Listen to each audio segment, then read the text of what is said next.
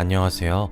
저는 사업을 하고 있는 여자이자 예쁜 고등학생 딸과 함께 살고 있는 엄마입니다. 그리고 이혼녀이기도 하죠. 이번 기회에 제 얘기를 한번 들려드리고 싶어 이렇게 글을 쓰게 되었습니다. 저희 남편은 사실 살림을 살고 있어요. 보통 가정에서는 남자가 밖에서 돈을 벌어오고 여자가 가정주부로서 집에서 살림을 살지만 저희 가정은 완전히 반대였어요. 남편은 저희 회사에 들어온 직원이었습니다. 저희 집은 대대로 사업을 하고 있는 집안이었는데 저는 저희 아버지의 회사를 물려받기 위해 경영수업을 하고 있었죠. 막 드라마에 나올 것처럼 엄청나게 커다랗고 번쩍번쩍한 그런 대기업은 아닙니다. 평범하고 자그마한 사업체예요. 수입은 그래도 괜찮지만요. 저는 아버지의 옆에서 직접 일을 배우면서 경영을 배워나가고 있었습니다. 그때 신입사원으로 들어온 제 남편을 만나게 되었죠. 당시의 남편은 지금처럼 제게 쓰레기 같은 존재는 아니었습니다. 오히려 반짝반짝 빛이 나는 사람이었어요. 열심히 구슬땀을 흘려가며 이리 뛰고 저리 뛰고 그런 열정적인 사람이었죠. 직원 내에서도 부침성도 좋은데 일하는 것에도 열정 있는 직원이라 예쁨도 많이 받았습니다. 심지어 친절하고 자상하다며 여직원들 사이에 인기도 꽤 있었나 보더라고요. 물론 사장의 딸이었던 제게도 예외는 없었습니다. 저는 사장실에서 아버지 바로 옆에서 경영을 배우고 있었고 남편은 신입사원이라 사실 잘 마주치지도 않았거든요. 그러던 어느 날 회사에 전체 회식이 있던 날이었습니다. 아버지는 제게 회사 사람들과 더 어울리고 오라고 하시며 먼저 집으로 돌아가셨어요. 남편은 그렇게 혼자 남은 제가 자신과 같은 신입사원인 줄 알고 먼저 말을 걸어왔습니다. 그 상황이 재밌어서 저는 아무런 말도 하지 않았죠. 그러면서 우린 그날 가까워졌고 일은 벌어지고야 말았습니다. 다음날 외박한 딸을 보며 저희 아버지는 불호령을 내리셨습니다. 그리고 바로 그날 제 뱃속에 아이가 생겼어요. 당연히 저희 집안은 뒤집어졌습니다. 집안의 수준 차이가 정말 많이 났었거든요. 사실 저와 남편의 빈부격차는 정말 극명한 수준이었습니다. 저는 대대로 물려받고 있는 사업체를 운영하는 집안에서 태어나 부족함이 무엇인지 모르고 자란 외동딸이었고 남편은 우리가 흔히 달동네라고 이야기를 하는 그런 곳에서 자랐거든요. 쌀이 없어 라면을 부순 뒤 나눠 먹으면서 끼니를 해결한 적도 있다고 했죠. 그래서 저희 집에서는 아이를 지우라고 성하셨습니다. 하지만 저는 이미 뱃속에 자리 잡은 아이를 지운다는 결정을 내릴 수가 없었고 그것은 제 남편도 같은 입장이었어요. 우린 그렇게 번갯불에 콩 볶아 먹듯 결혼식을 올리게 되었습니다. 많은 사람들의 예상과 달리 제 결혼 생활은 정말 평화로웠고 결혼 후에 보여주는 남편의 모습에 뒤늦게 사랑에 빠지게 되었습니다. 저희 아버지께서는 옛날 분이시기도 하고 좀 꽉 막힌 부분이 많이 있어서 정말 가부장적이셨거든요. 그런데 남편은 임신한 저를 쥐면 부서질까 불면 날아갈까 유리구슬처럼 대하는 모습에 정말 행복을 느꼈습니다. 그러던 도중 아이도 태어났고 다른 집들과 다르게 살림을 남편이 돌보게 되었죠. 제 마음속 한켠엔 남편이 일을 그만두고 집안일을 한다는 것에 죄책감이 있었습니다. 남편은 저와 결혼을 하게 된 이후 회사를 그만두게 되었거든요. 아무래도 뒤에서 하는 말들이 아프게 느껴졌나 봅니다. 그리고 살림을 산다는 것도 굉장히 힘든 일이잖아요. 그래서 저는 처음부터 생활비 몫을 아주 넉넉히 빼서 남편에게 줘버렸어요. 그리고 일체 간섭도 하지 않았습니다. 저희 가정이 남들처럼 월급쟁이 인생을 살고 있는 것도 아니다 보니 여유롭게 살면 좋겠다 했죠. 그래서 그랬던 걸까요? 결혼을 하고 몇 년 정도 지나니 남편의 행적이 점차 의심스럽기 시작했습니다. 사실 저는 100% 신뢰를 하고 있는 사람에게는 섣불리 의심을 품지 않아요. 하지만 만약 제게 어설프게 굴다 걸리는 순간 저는 정말 끝까지 가는 성격입니다. 남편은 바람피는 사람들의 모든 특징을 가지고 있더군요. 어느 순간부터 한시도 휴대폰과 떨어지지 않고 살았고 잦은 외출과 약속들, 게다가 저와 함께하는 시간에 시큰둥해지기까지 했어요. 그래도 자기 딸은 아주 끔찍히 여기길래 제 착각인가 했습니다. 그러던 어느 날 저는 해외로 출장을 가게 되었어요. 그런데 생각보다 해외에서의 일이 빠르게 마무리가 되어서 원래 일정보다 이틀 정도 빠르게 귀국할 수 있게 되었죠. 가벼운 발걸음으로 집으로 돌아가 보니 거실에 모르는 여자가 와서 와인을 한잔한 것 같은 너저분한 상태더라고요. 제 딸아이는 유치원에 보내고 말이에요. 제 얼굴을 보자마자 귀신이라도 본 듯 사색이 되어 질리는 남편의 얼굴을 보니까 화가 나도 그렇게 날 수 없었습니다. 남편은 그 여자 바로 앞에서 무릎을 꿇고 싹싹 빌기 시작했고 그 여자는 뭐가 그리 당당한지 제 집에서 두 발로 당당히 서 있더군요. 저는 그들의 꼴을 보자마자 동영상을 촬영했고 바로 경찰에 간통죄로 신고했습니다. 이혼 소송을 시작했어요. 하지만 매일 밤마다 울면서 아빠를 찾는 딸아이의 모습과 자기가 정말 미쳤던 것이 분명하다며 정말 딱 한 번의 실수였다며 싹싹 비는 남편의 모습에 생각을 바꾸게 되었어요. 그 이후로도 남편의 얼굴을 가만히 보고 있으면 갈라서고 싶은 마음은 정말 굴뚝 같았습니다. 하지만 차마 아이의 얼굴을 보니 이혼 소송을 계속할 순 없겠더군요. 제가 아이에게 아빠를 뺏어가는 건가 라는 생각이 들어버렸거든요.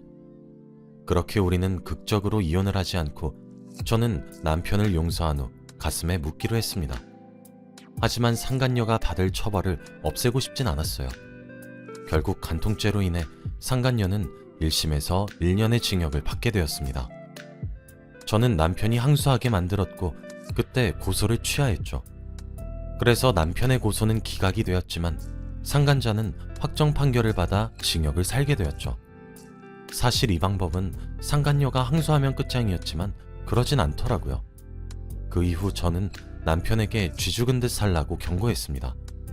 믿었기에 넉넉히 주었던 생활비도 딱 정확하게 주기 시작했고 커피 한 잔의 여유는 허락했지만 그 이외의 여가 생활의 지원은 딱 끊었습니다. 남편도 제게 반성문과 각서를 썼기에 아무런 불만도 품지 못했어요. 그렇게 세월이 지났고 저희 딸아이가 고등학교에 입학할 나이가 되었어요. 제가 남편의 외도를 가슴에 묻고 10년이 지난 해였죠. 10년이면 강산도 변한다고 저도 많이 누그러졌습니다. 그리고 남편도 무너진 신뢰를 회복하기 위해서인지 저와 딸아이에게 정성을 쏟기 시작했죠. 그래서 정말 꿈에도 몰랐어요. 저는 뛰는 남편 위에 날고 있다고 생각했는데 사실 남편이 제 머리 꼭대기 위에서 놀고 있더라고요. 제게는 부부 동반 모임이 여러 개 있었습니다. 아무래도 제가 바깥일을 하기도 하고 사업체 쪽으로도 많은 모임이 있거든요. 하루는 그중 한 모임의 친구로부터 전화가 한 통 걸려오더라고요. 왜 여기까지 와서 자신의 얼굴을 보고 가지 않느냐는 그런 전화였죠. 저는 무슨 말이냐고 물으니까 친구가 대답하더라고요. 너 아냐? 분명 차 번호 너 맞는 것 같던데? 오늘 우리 갤러리에 왔었잖아 라고 말이에요. 저는 영문을 모르겠어서 잘못 본 거 아니야? 오늘 하루 종일 회사에 있었는데 무슨 소리야? 라고 했죠. 이상하다는 말을 남기고 친구와 전화를 끊었습니다. 그런데 뭐랄까 기분 나쁜 촉이 온다고 해야 하나? 쎄한 기분이 영 가시질 않더라고요. 저는 서둘러 업무를 마무리하고 퇴근을 해서 집으로 갔습니다. 남편은 아무런 일도 없다는 듯이 오늘 일찍 왔네? 하며 제 저녁을 챙기더군요. 저는 그렇게 깊은 밤이 될 때까지 잠자코 기다렸어요. 밤이 깊은 이후 저는 남편의 차키를 들고 나왔습니다. 그리고 남편 차의 블랙박스를 확인했죠. 그 블랙박스 속엔 정말 상상치도 못했던 인물들이 들어있었습니다. 남편은 10년 전 법정 소송까지 갔었던 상간녀와 다시 만나고 있었거든요. 제 친구가 정확히 남편의 차를 본 게 맞았어요. 남편은 당일에 상간녀와 데이트를 하러 간 곳이 제 친구가 운영하는 갤러리일 거란 사실을 몰랐겠죠. 그러니 대놓고 갔던 모양이더군요. 아무리 간이 커도 설마 알고 갔겠나 싶었습니다. 정말 배신감에 치가 떨렸고 배신감을 넘어서서 누군가 머리를 망치로 세게 꽝 내려찍는 그런 기분이 들었어요. 저는 그 길로 집으로 올라와 조용히 남편의 휴대폰을 열어 확인했습니다. 그러나 남편의 휴대폰엔 외도의 어떤 흔적도 남아있지 않더군요. 이제껏 이런 방법으로 저를 기만했던 거구나 싶었습니다. 일단 남편 차량의 블랙박스 녹화 파일을 제게 옮겨놓은 뒤 그때부터 증거를 수집하기 시작했어요. 남편은 저를 출근시킨 이후 딸도 학교에 보내고 난 뒤 그 여자를 만나러 가더군요. 일주일에 딱 3번 정도 만나고 있었어요. 상당히 규칙적인 만남이었죠. 저는 모든 사실을 알고 난 이후 남편이 사용하고 있는 생활비 통장 또한 조회해 보았습니다. 매달 제가 넣어주는 많은 양의 생활비는 전부 그 여자와 남편의 외도에 들어가고 있었어요. 그리고 제게 정말 충격적이었던 부분은 제가 관리하고 있는 건물의 월세를 남편이 받고 있더라고요. 어쩐지 생활비로는 턱없이 모자랄 정도의 사치를 즐기며 외도를 하는데 그 돈이 다 어디서 났나 싶긴 했습니다. 세입자에게 급히 연락을 해보니 남편이 따로 찾아와 월세를 자신의 계좌로 입금할 것을 요구했다고 하더군요. 솔직히 제가 관리에 소홀했고 미흡했었다는 사실은 인정합니다. 회사 일로도 바빠서 제 생각보다 오랜 기간 동안 제 돈을 남편이 빼돌린다는 사실을 몰랐던 것도 제가 너무 무지했기 때문이죠. 하지만 아무리 그렇다 할지라도 관리에 소홀한 아내를 보며 그 많은 돈을 그렇게 오랜 기간 동안 빼돌릴 수 있다고 보시나요? 믿는 도끼에 발등이 찍힌 수준 정도가 아니었습니다. 진짜 사람 속이 부글부글 끓었어요. 저는 바로 변호사를 선임했습니다. 변호사가 그러더라고요. 보통 상간녀 소송을 하는 이유는 법정 싸움까지 가면 아무리 불륜까지 저지른 사이라고 하더라도 서로 네가 못났니 내가 잘났니 하며 싸워서 사이가 파탄이 나는데 아주 이례적으로 계속 만나는 경우가 있다고 하더라고요. 그리고 제 경우가 그 이례적인 경우였죠. 이 경우에는 상간녀에게 상간자 소송을 준비할 수 있다고 합니다. 저는 그래서 그와 동시에 이혼 소송도 함께 준비하기 시작했어요. 솔직히 저로서는 남편의 행동이 정말 이해가 되지 않습니다. 소장을 날림과 동시에 상간녀가 남편에게 연락을 한 모양이에요. 집으로 돌아가니 오줌 마려운 강아지 마냥 제 주위를 안절부절하며 맴돌더군요. 꼴을 보아하니 상간녀에게 자초지종을 들은 듯 해보였습니다. 저는 옷을 갈아입으며 물어봤죠. 제가 뭘 그렇게 못해줘서 가정을 버리면서까지 그 여자를 만나야 했냐고 말이에요. 남편은 하얗게 질려 말도 더듬기 시작했습니다. 그런 모습을 눈앞에서 보고 있자니 화가 치밀어 오르기 시작했어요. 저는 미친 듯이 화가 났고 남편을 매섭게 다그치기 시작했습니다. 구석에 몰린 남편은 제게 소리치더군요. 그래, 당신이 이래서 내가 바람 폈다. 왜? 당신이 밖에서 돈 좀 번다고 날 이렇게 무시해도 되는 거야? 내가 집에 처박혀서 집안일이나 하고 있으니까 그래, 내가 얼마나 우습겠어? 당신은 나를 한없이 초라하고 작고 비참하게 만들었는데 그 사람은 날 항상 존중해줬어. 그래서 만났어. 왜? 내가 뭐 그리 큰 죄를 지었어? 우리 결혼 생활만 17년째야. 바깥바람 한번 쐬어주는 게 그리 큰 죄야? 라고 말이에요. 저는 정말 그 순간 제가 잘못한 줄 알았어요. 남편의 태도가 너무 당당해서 말이죠. 저는 걔가 당신을 존중했다고? 당신을 존중한 게 아니라 당신이 쓰고 다녔던 내 돈을 존중한 거겠지. 라고 비꼬았습니다. 그날 이후 남편은 대놓고 밖으로 나돌기 시작했어요. 아마 제가 10년 전 남편의 외도를 한번 눈 감아준 적이 있었기 때문에 이번에도 제가 이혼까지 선택하지 못할 것이라고 예상했나 보더군요. 사실 남편의 예상이 처음엔 맞았었습니다. 저도 본보기를 보여주기 위해 이혼이란 카드를 꺼냈었던 것이지 실제로 이혼하기에는 저도 용기가 나질 않았거든요. 그리고 제게는 나쁜 사람이지만 제 딸에게는 좋은, 다정한, 착한 그런 아버지였기 때문에 더욱 그랬지요. 그런데 하루는 딸아이가 제게 연락을 해오더라고요.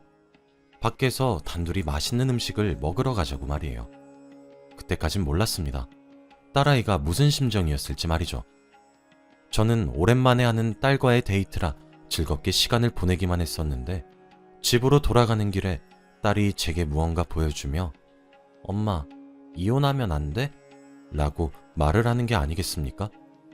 딸이 보여준 것은 남편이 남편의 차 안에서 그 여자와 차 안에서 행복한 시간을 보내는 영상이었습니다. 딸은 거리가 조금 떨어진 곳에서 영상을 찍기 시작했더군요. 본인도 찍으면서 많이 놀란 모양인지 중간중간 딸이 숨을 들이키는 소리들도 함께 녹음이 되어 있었습니다.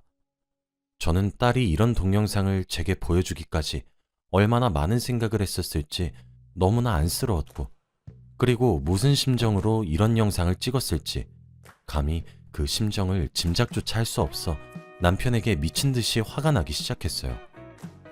딸은 동영상을 제게 보여주며 펑펑 울기 시작했습니다. 자신의 손으로 부부관계를 틀어버리겠다는 죄책감도 너무 커 보였죠. 저는 당장 무엇부터 해야 할지 도무지 알 수가 없었습니다. 일단 딸을 달랜 이후 집으로 돌아왔어요. 남편은 이제 될 대로 되란 식인 것인지 대체 무엇을 그렇게 믿고 있는 것인지 집에도 없더군요. 저는 우는 딸아이의 얼굴을 보고 진정으로 이혼을 결심했어요. 그딴 것도 아빠라면 차라리 없는 편이 낫겠다 싶더군요. 저는 모든 것들을 변호사에게 고스란히 넘겼습니다. 정말 이혼이란 카드는 마지막에 마지막까지 사용하고 싶지 않았는데 딸아이의 우는 얼굴을 보니 남편이 죽고 제가 살고 싶어지더라고요. 거기다가 남편은 대체 뭐가 그리 당당한 것인지 딸이 집을 비우는 시간이 되면 저희 집에 어김없이 그 여자를 초대하기도 했습니다. 심지어 그걸 제게 걸리기까지 했죠. 제게 걸리고 나니 꽁무니가 빠져라 남편의 차에 올라타 도망가려고 하더군요. 저는 신발장 한켠에 두었던 쇠로 만들어진 야구방망이를 가지고 와서 남편의 차를 미친 듯이 내려치기도 했습니다. 상간녀는 저희 집 주차장에서 소리를 꽥꽥 지르고 남편은 그런저를 뜯어말리고 정말 개판이 따로 없었죠. 상간녀는 신고하겠다고 고함을 쳤고요. 저는 그 말에 나도 주거침입으로 고소해줄까? 라고 막고함을 질렀습니다. 그러니 상간녀인 자신이 뭐라도 할 수나 있었겠어요? 얼굴이 불그락 푸르락 하는 꼴이 참 같잖았어요. 남편에게도 곧 소장이 날아간다고 소리를 쳤고 그날을 마지막으로 남편은 제 집에 들어올 수 없게 되었습니다. 그때가 되고 나서야 남편은 제가 예전과 달라졌다는 사실을 깨달았나 보더라고요. 참 아이러니한 일이 아니겠어요? 그 이후 상간녀의 소송도 마무리가 잘 되어서 위자료로 수천만 원을 받아낼 수 있었습니다. 반성의 기미도 없고 과거에도 만났던 사람과 불륜을 저지른 것을 다시 반복했다는 점도 추가되어 위자료를 많이 받을 수 있게 되었죠. 법정에서 남편과 상간녀가 소리치는 꼴을 보니 참 꼴불견이 아닐 수 없었습니다. 남편과의 이혼 소송은 협의 이혼으로 잘 마무리를 짓고 있어요. 소송으로 가게 되니 남편이 10년 넘는 세월 동안 살림을 맡으며 전업주부로서의 삶을 살아서 제가 피땀 흘려 번 돈들을 적정 비율로 받을 수 있더라고요.